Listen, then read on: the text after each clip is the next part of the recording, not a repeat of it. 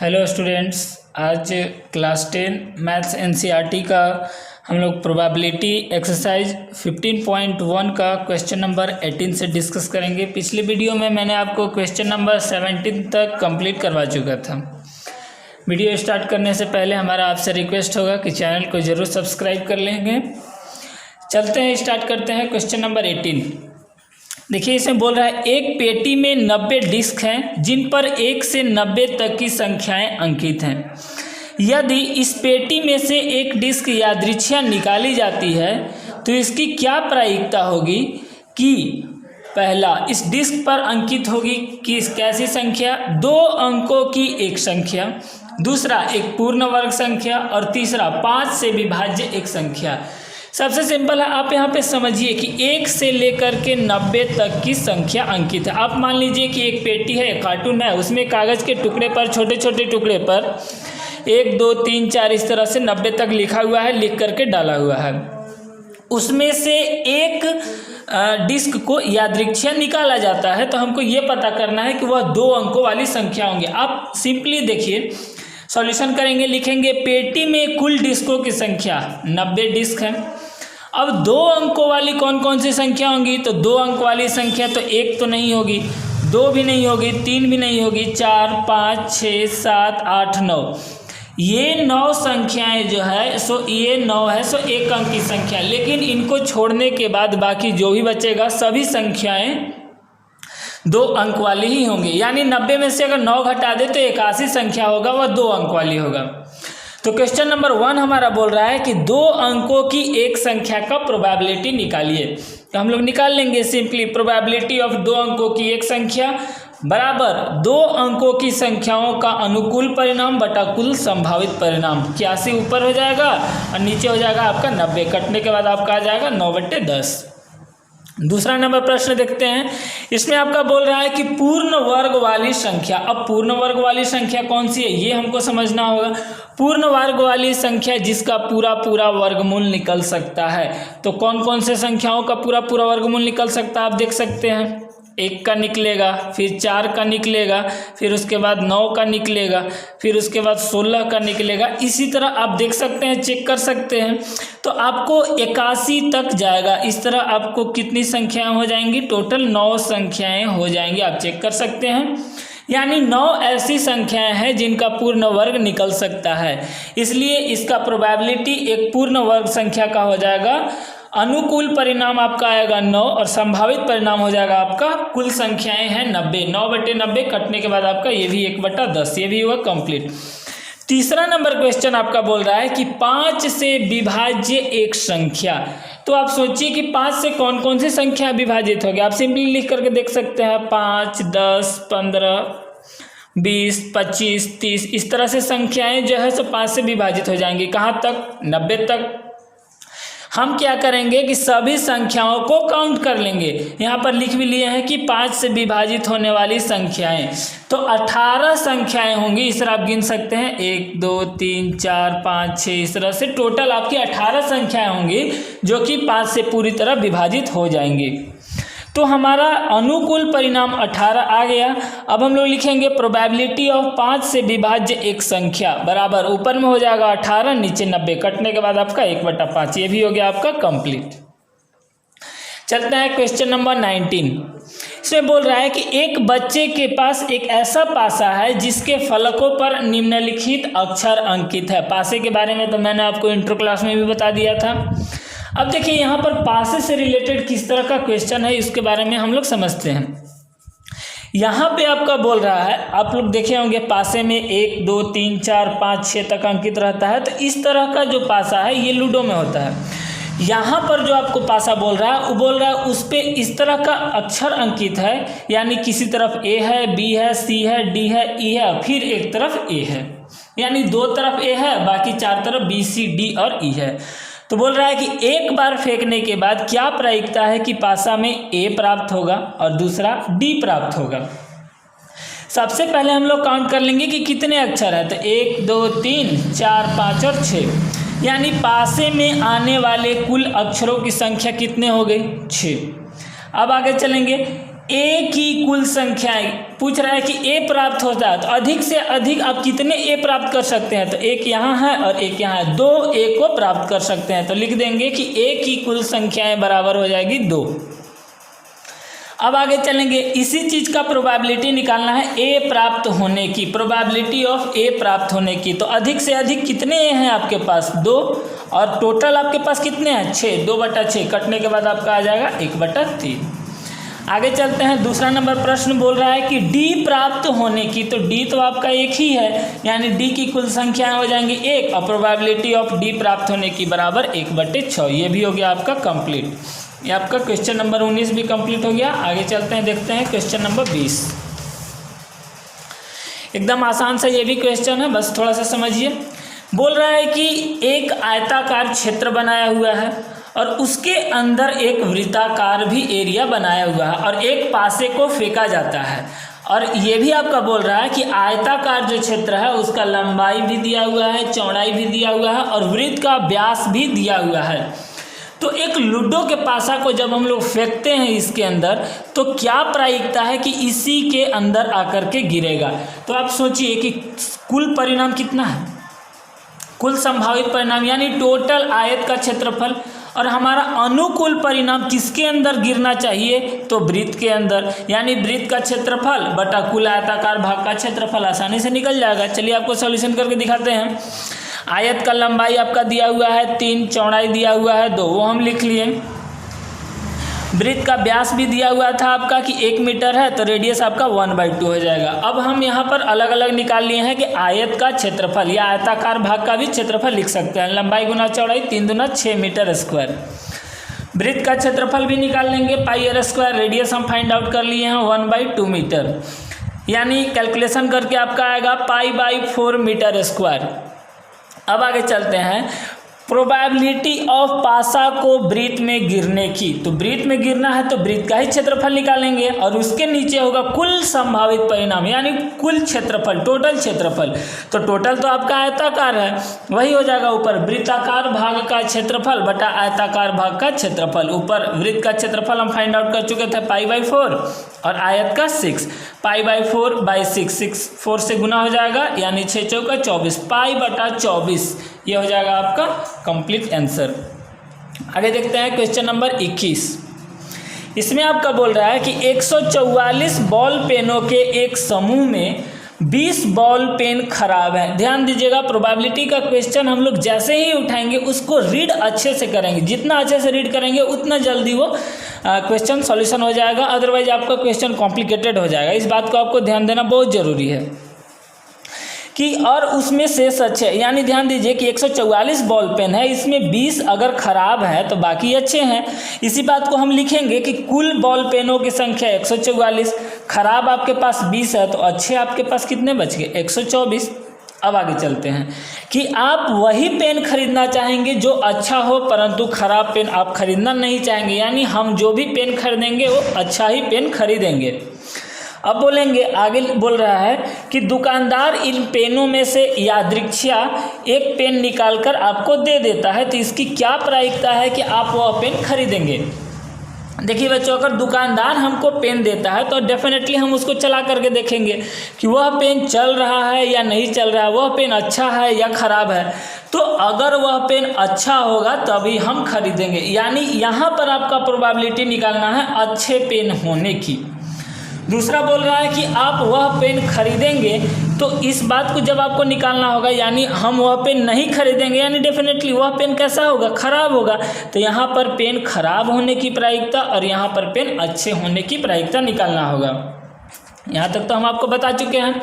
आगे देखते हैं प्रोबेबिलिटी ऑफ अच्छे पेन होने की। तो अच्छे पेनों की संख्या बटा कुल संख्या, अच्छे पेन थे आपके पास 124 और कुल पेन 144, कट के आपका आ जाएगा 31/36। अब बताइए, अच्छे पेनों की प्रायिकता 31/36 है, तो हमारे खरीदने की प्रायिकता भी तो 31/36 से होगी, क्योंकि हम यही पेन तो खरीदेंगे जो कैसा होगा, अच्छा होगा। प्रोबेबिलिटी ऑफ पेन खरीदने की बराबर 31/36, ये हो गया आपका कंप्लीट। दूसरा निकालेंगे प्रोबेबिलिटी ऑफ पेन के अच्छा नहीं होने की। तो आपका अच्छा पेन कितने नहीं है, 20 पेन ऐसे हैं जो कि अच्छे नहीं हैं और टोटल पेन 144, कट के आपका आ जाएगा 5/36। अब ध्यान दीजिए, जब ये पेन अच्छा नहीं है तो डेफिनेटली है कि हम ये खरीदेंगे नहीं, ये बात श्योर है कि हम उस पेन को कभी खरीदेंगे नहीं, यानी प्रोबेबिलिटी ऑफ पेन नहीं खरीदने की तो 5/36। ये भी हुआ आपका कंप्लीट। क्वेश्चन नंबर 21 तक आपका कंप्लीट हुआ। आगे देखते हैं क्वेश्चन नंबर 22 में चलते हैं। इसमें आपका देखिए बच्चों, ये आपका उदाहरण से रिलेटेड सवाल है, ये क्वेश्चन आपका एग्जाम में नहीं आएगा लेकिन फिर भी हम आपको बता दे रहे हैं, आप देख लीजिए। इसमें बोल रहा है कि निम्नलिखित सारणी को पूरा करना है। इस तरह बोल रहा है कि घटना दिया हुआ है कि दोनों पासा की संख्याओं का योग। इसमें आपका बोल रहा है, हम आपको प्रश्न उदाहरण 13 पढ़ करके थोड़ा सा बता देते हैं। सिंपली आपको बोल रहा है कि समझिए कि दो पासे को फेंका जाता है, तो जब दो पासे को फेंकते हैं तो दोनों पासों में जो संख्याएं आएंगी उनको जोड़ करके 2 आना चाहिए। तो कितने परिणामों में 2 आएंगे? तो ध्यान दीजिए, 2 आपका कब आएगा? जब पहले पासा पर भी 1 आएगा और दूसरे पासा पर भी 1 आएगा तभी 2 आएगा। इसी तरह आपको हम यहाँ पर बता भी रहे हैं सारणी बना करके, देखिएगा। इसमें आपका बोल रहा है कि 3 आने की संभावना, तो 3 आने की संभावना या तो 1 2 आएगा तो 3 आएगा, नहीं तो फिर 2 1 आएगा तभी 3 आएगा। यानी ये 2 ही कंडीशन में, 2 1 और 1 2, ये 2 ही कंडीशन में आपका ये 3 आएगा। तो 2 हो जाएगा ऊपर, अनुकूल परिणाम और संभावित परिणाम आपका कितना है? कुल संभावित परिणाम तो 36। यानी जब 2 पासा, ध्यान दीजिए, आपको याद कर लीजिए कि जब एक पासे को फेंकेंगे तो 6 परिणाम आएंगे, 2 पासे को फेंकेंगे तो 36 परिणाम आएंगे और 3 परिणाम को फेंकेंगे तो आपका 243 परिणाम आएगा। इस बात को आप श्योर कंप्लीट करके रखिए, ठीक है। यहाँ पर आप देख सकते हैं हम लिख चुके हैं कि एक पासे को फेंकने पर 6 परिणाम, 2 को 136 और 3 को 243। आगे चलते हैं। अब बोल रहा है कि 4 कब आएगा? तो 4 देख सकते हैं आप कि 1 3 आएगा तो 4 हो जाएगा, 2 2 आएगा तो 4 हो जाएगा, और आपका कहीं भी दिख रहा होगा तो 3 1 आएगा तो भी 4 हो जाएगा। यानी 3 परिणामों में 4 आने की संभावना है, तो 3/36। आगे 5 कब आएगा? तो आप देख लीजिए, 1 4 1 हो गया यहाँ पे 1। अगर आप 2 3 लेते हैं तो भी हो जाएगा, 3 2 लेते हैं तो भी हो जाएगा, 4 1 लेते हैं तो भी हो जाएगा। यानी ये जो आपका चारों परिणाम आया, सो चारों परिणाम मिला करके 5 होता है। यानी 4 बटा कितना हो जाएगा बच्चों? 36।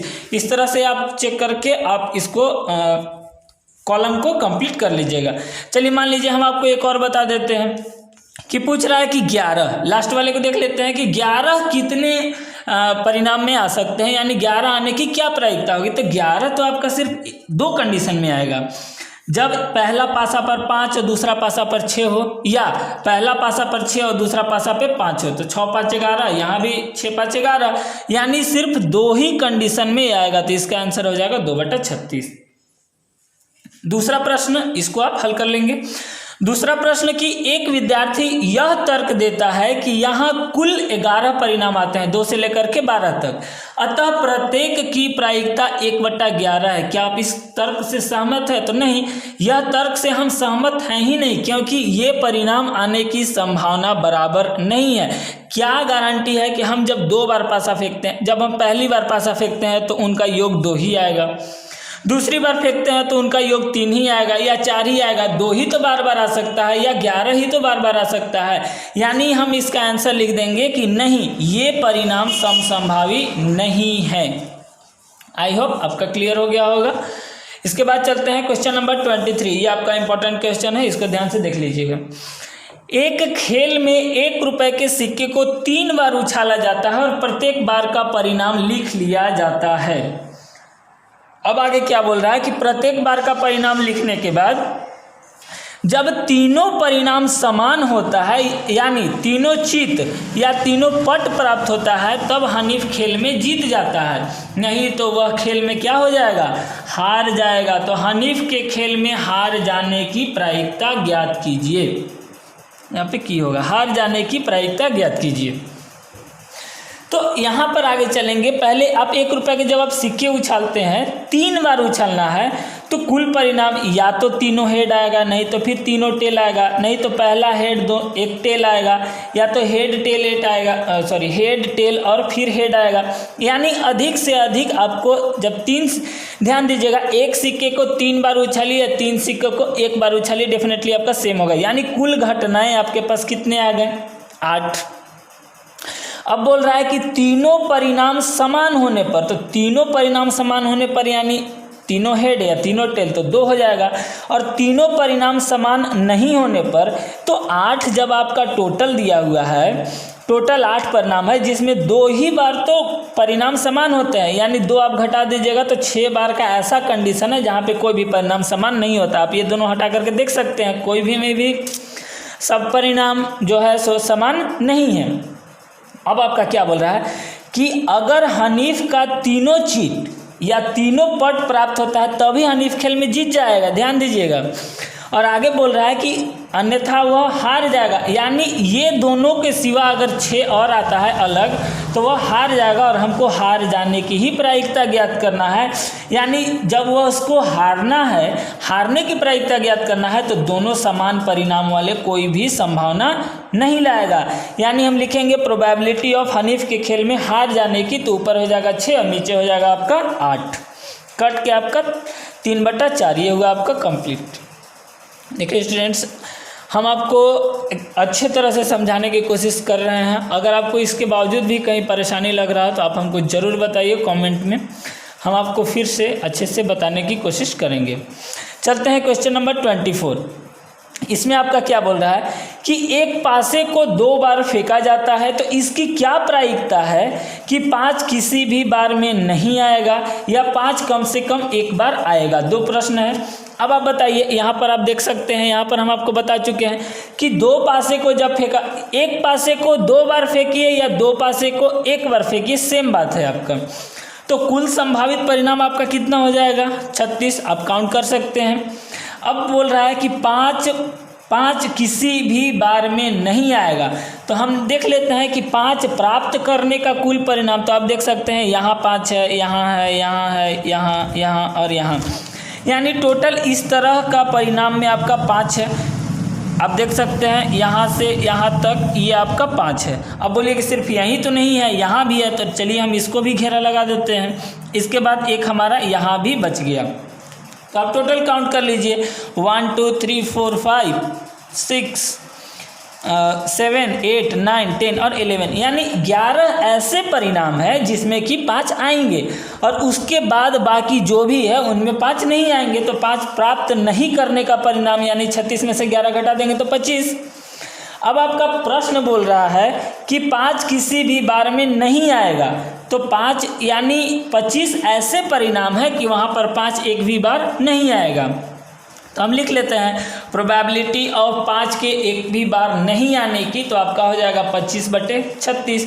अब बोल रहा है कम से कम 1 बार आएगा, अधिक से अधिक कितना भी हो उससे मतलब नहीं है, लेकिन कम से कम 1 बार आना चाहिए। तो आप देख सकते हैं कि ये जो आपका पूरा है इन सब में 1 बार 5 आया ही है, यानी टोटली आपके हो गए, यहाँ हो गया 6 6 4 10 और 1 11, यानी 11 ऊपर और नीचे 36। 5 कम से कम 1 बार आने का अनुकूल परिणाम हो जाएगा 11, नीचे हो जाएगा आपका 36। ये भी आपका कंप्लीट क्वेश्चन नंबर 24। आगे चलते हैं, क्वेश्चन नंबर 25 देखते हैं। ये आपका उतना इंपॉर्टेंट नहीं है, बस आपको थोड़ा सा समझने की फेर है। वैसे भी ये क्वेश्चन आपका एग्जाम में आता नहीं है। जो क्वेश्चन आपके लिए इम्पॉर्टेंट है वो मैंने पिछली वीडियो में बता दिया था कि जो एक्सरसाइज से क्वेश्चन एक्सरसाइज से नहीं, जो प्रश्न परीक्षा में आने की संभावना बनी है, मैं उन प्रश्नों को हाईलाइट करके भी आपको बता दिया है, आप उसको देख सकते हैं। यहाँ पर बोल रहा है कि निम्नलिखित में से कौन से तर्क सत्य और कौन से तर्क असत्य हैं, आप इनका सकारण उत्तर दीजिए। तो हम लोग यहाँ पर देख लेते हैं, यदि 2 सिक्कों को एक साथ उछाला जाता है तो इसके 3 संभावित परिणाम, यानी 2 चीट 2 पट या प्रत्येक एक बार आता है, तो डेफिनेटली वही होगा 2 चीट 2 पट, यानी 2 हेड 2 टेल, या 1 बार हेड 1 बार टेल, या 1 बार टेल 1 बार हेड आता है। तो इनमें से क्या प्रत्येक परिणामों की प्रायिकता 1/3 होगी। अब आप सोचिए कि या तो 2 चीट आएगा या 2 पट आएगा या प्रत्येक एक बार आएगा। तो इनका प्रायिकता कभी 1/3 हो सकता है क्या? कभी 1/3 नहीं हो सकता है। यहाँ पर हम लोग वही कारण को समझा रहे हैं आपको। देखिएगा, बोलेंगे कि यह प्रश्न सत्य नहीं है, जो दिया हुआ है यह सत्य नहीं है, क्योंकि इस प्रकार के परिणामों को हम वर्गीकृत तो कर सकते हैं, लेकिन यह समसंभावी नहीं है। कैसे समसंभावी नहीं है? जब आप दोनों सिक्कों को उछालते हैं तो ये भी तो हो सकता है कि पहला चीत और दूसरा पट आता है, या अगर वो नहीं आता है तो अगले परिणाम में ये भी तो हो सकता है कि पहला पट और दूसरा चीत आ सकता है। यानी इस तरह के परिणाम जो है वो समसंभावी नहीं है, या आप किताब की भाषा में बोले तो समप्रायिक परिणाम नहीं है। यानी सिर्फ इनकी एक ही प्रायिकता 1/3 नहीं हो सकती है, प्रायिकता हर समय बदलते रहेगा। यानी ये जो आपका क्वेश्चन नंबर 1 है ये आपका हो गया गलत। दिया हुआ प्रश्न है सो असत्य है। यहाँ पर हम आपको कारण भी बता दिए, हम आपको समझा भी दिए हैं। दूसरा प्रश्न में चलते हैं। बोल रहा है कि यदि एक पासे को फेंका जाता है तो इसके 2 संभावित परिणाम हैं। ठीक है, 2 संभावित। अब कौन कौन से संभावित परिणाम है? एक विषम संख्या और एक सम संख्या। डेफिनेटली आप 1 से लेकर के 6 तक ले लीजिए, 1 2 3 4 5 और 6। तो इसमें आप देखिए 1 3 और 5, यही तो 3 विषम और 3 आपका सम, यानी ये तो आपका समप्रायिक डेफिनेटली है। तो बोल रहा है कि एक विषम संख्या ज्ञात करने की प्रायिकता क्या है? 1/2 है। तो आप डेफिनेटली सोचिए कि एक विषम संख्या यानी 3 हो गए, अधिक से अधिक यहाँ पे 3, और कुल आपके हो गए 6, तो कट के आपके 1/2 आएंगे। यानी ये बात जो कह रहा है सो सही है। तो हम बोलेंगे कि यह प्रश्न है सो सही है, क्योंकि प्रश्न में विचारित जो परिणाम बताए गए हैं वे समसंभावी है। यानी जब हम पासे को फेंकेंगे तो यह सांप्रायिक है, यह संभावना बराबर बराबर है, समसंभावी है कि या तो सम आएगा या तो विषम ही आएगा। और जब हम विषम संख्या आने की प्रायिकता ज्ञात करते हैं तो 1/2 ही आएगा, क्योंकि 3 विषम होंगे तो 3/6 कट के आपका 1/2 आएगा। देखिए स्टूडेंट, इस तरह से आपका क्वेश्चन नंबर 25 तक आपका कंप्लीट हुआ, और अगले वीडियो में हम आपको अगले एक्सरसाइज आपको प्रोवाइड करेंगे। और उम्मीद है कि आप अच्छे से हमसे पढ़ पा रहे होंगे, और आपसे ये ज़रूर रिक्वेस्ट होगा कि आप चैनल को सब्सक्राइब करें, अपने फ्रेंड्स के साथ शेयर करें। अगर आपको कहीं भी और भी परेशानी लग रही है तो आप हमें कमेंट बॉक्स में ज़रूर बता सकते हैं। हम आपको हर तरीके से, हर आसान तरीके से बताने की कोशिश करेंगे। Thank you so much.